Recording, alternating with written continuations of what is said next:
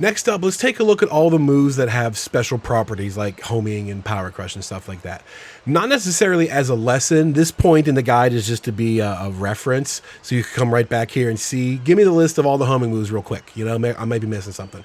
Or I don't like this combo. I'm going to think of something else. Show me the tornado attacks, right?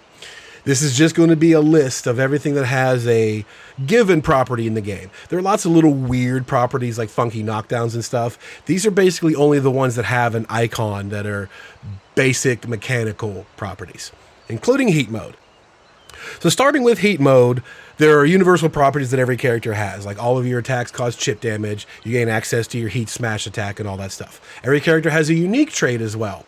The first of Jun's is all of her Kazama power moves that cause this exploding light bomb and stuff like that. They no longer cost her health when she's in heat mode. You can see that takes a big chunk out of Jun's health bar right there. I go into heat mode. Notice how it causes chip, but on hit, it does no damage to me. It also doesn't use any of my heat time. So all of these moves now that were hurting you the whole time are now free, which is awesome because these moves were already plus on block, right? This down forward 2, 1+2, this was safe. This is a safe launcher. It used to cost you health automatically before. Now it's free when you're in heat mode. So all of those become 10 times more brutal. Huge list of moves that are already good, but now they're even better. You don't have to worry about the wager system with them.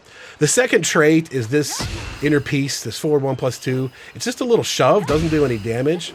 But when you're in heat mode, it becomes a full parry.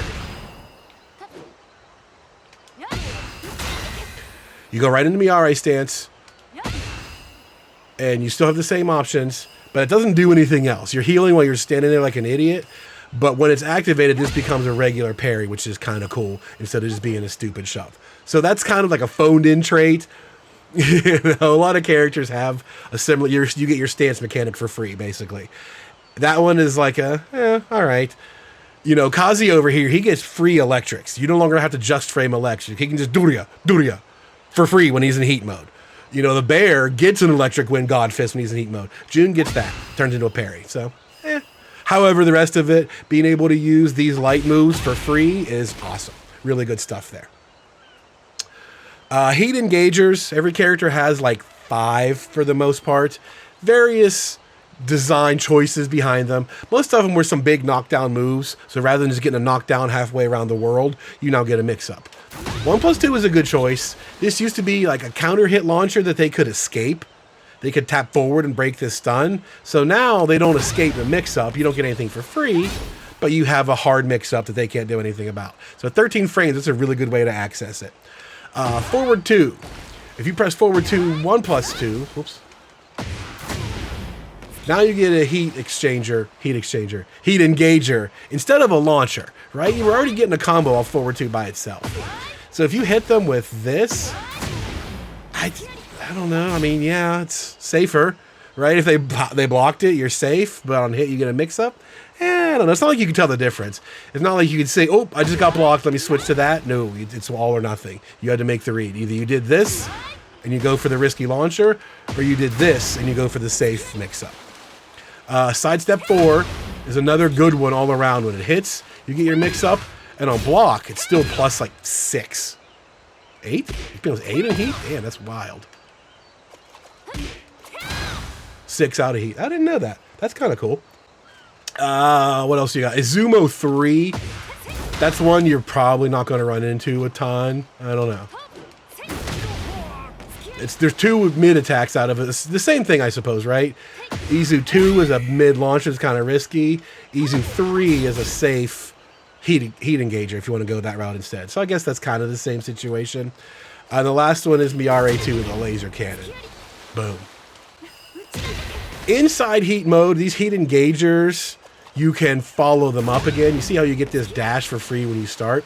From now on, if you hold forward, you can follow up and get some combo extensions. They don't all turn into launchers, but for example, the forward 2, 1+2 does. So once I'm already in heat mode, let him recover, do this, and then hold forward, I get a whole launcher from it now that's safe. So most heat engagers do that. You just got to check out what each one does. 1+2 generally does not. you get like a ground follow-up, and that's kind of it, right? You can't pick that up for a combo, but you can blast them one more time. So depending on what you use them for, you can use them in existing combos. You can use them to start combos in some case. Check it out each one at a time. Make sure you know what they all do. Heat Smash, as we talked about, is universal. Once you're in heat mode, you have 2+3, which is a universal button. Does that. Grip of damage, recovers some of your health, I think. Is that in general? I'm not sure. It'd be nice if you could tell. You can't manipulate the health bar so you can calculate what Jun's health is doing. You can't really see it. It's kind of just hidden because it keeps regenerating. But you got to just deal with it. You can see it flashes green when you are doing something recovery-based. And she also has one out of Genjutsu that does that. Just a nice little follow-up. Erases or heals some of your damage, so it erases the deficit no matter what, right? That's always good stuff. A new set of properties in the game are now chip damage. Moves that cause chip damage on block that are usually written in like gold. Here's one. Boom. They're gold and they flash. They take chip damage from that. For free, that's universal. Every character can do that. The list of moves that Jun can do chip damage is phenomenal because it also includes most of the Kazama power moves. See, it's gold. So those are pretty much all chip damage. The list is there for you to check out. It's not all of them, but it's most. Pretty much anything that was used in the Kazama power also causes chip damage to them.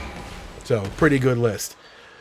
Next up is Power Crush. Most characters only get like one. A couple extras inside your stances if you need them.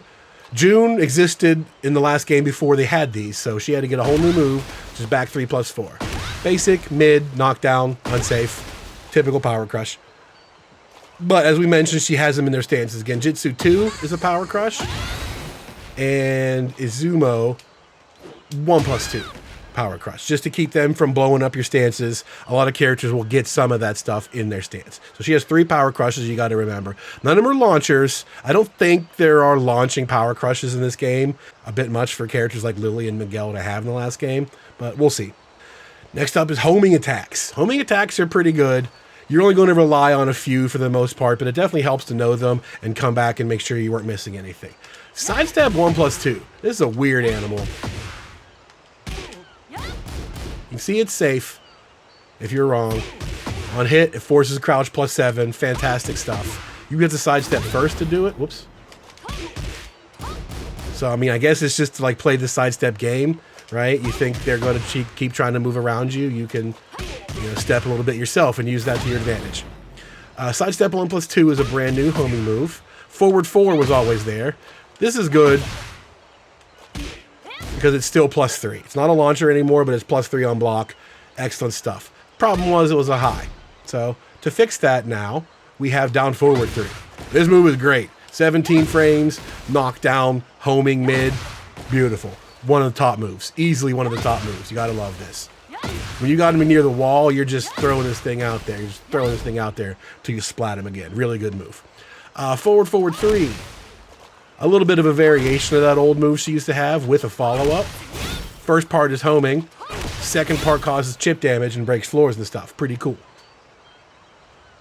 Izumo has one now. Izumo forward 1+2. Izumo itself is a homing as well as a follow-up. So they're not sidestepping any of that mix-up crap anymore. Forget about it. You can lock them down with that. They're not even going to remember sidestepping exists when it comes to that stance anymore. Next up is Genjutsu 4. Also plus on block. +4. Airborne. Homing move. Really good frame trapping tool. We've talked about this before. When they're tired of like dealing with all this stuff, they just want to see what you're doing. Throw out the frame trap. Make them think about it a little bit more. And all versions of Izumo, I should mention, like Miare, anything that has that animation, up 2, forward 3, 2, those are all homing moves. Anything that's an Izumo strike is homing. Last up are your tornado attacks. What used to be called screw attacks are now tornado attacks. Again, every character has like 10 of these you don't ever need. You need like 2, maybe 3 situationally. But they're there. Forward 3, 4. I feel like they stole this one just from the modders. Back when like they modded Jun's moveset into Tekken 7 over top of Asuka, they used stuff like she had this forward 3 and they just like pinned some stuff together. So they gave her that. They gave her a tailspin with using this move. And I think they just, okay, let's do that. They were inspired, or they're like, we see what you're doing. That's a cool idea. You know, thank you for being Tekken fans, sort of thing. Anyway, forward 3-4, screw attack. Down forward 4. If you remember this guy, this is one of my favorites, even though it's risky. It is a screw attack on its own, which feels weird. It's got bad recovery, so it's actually kind of hard to like run up on them in some cases, but I don't know.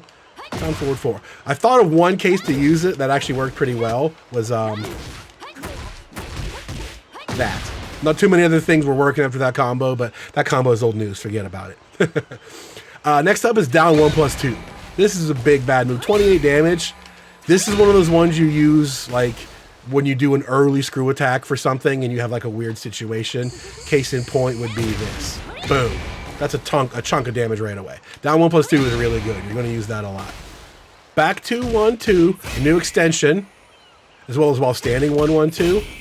These are tornado attacks. This is one of your common ones. That's your basic B&B combo. Way to use your tornado attack. Back 2-1-2. That's there. Up forward 4-3. Whoops, the hop kick. Causes it automatically, as well as Miare stance.